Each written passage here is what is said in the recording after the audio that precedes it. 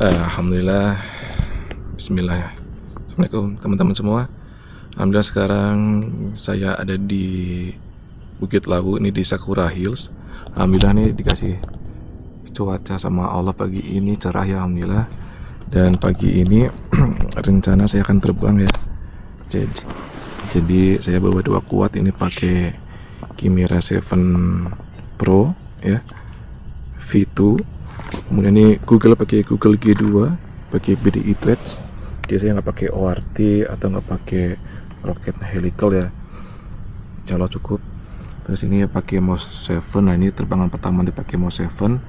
Ini baterainya pakai standar X dan remote pakai boxer 1 watt ya, tapi ini saya buat dynamic aja nanti.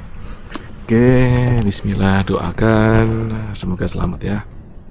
Ntar saya mau sarapan dulu, haus juga. Pengen ngedredek ya.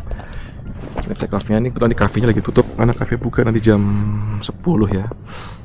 Oke, ini karena mati sebelah kanan, saya takut nanti ada bocor cahaya sebelah kanan gitu.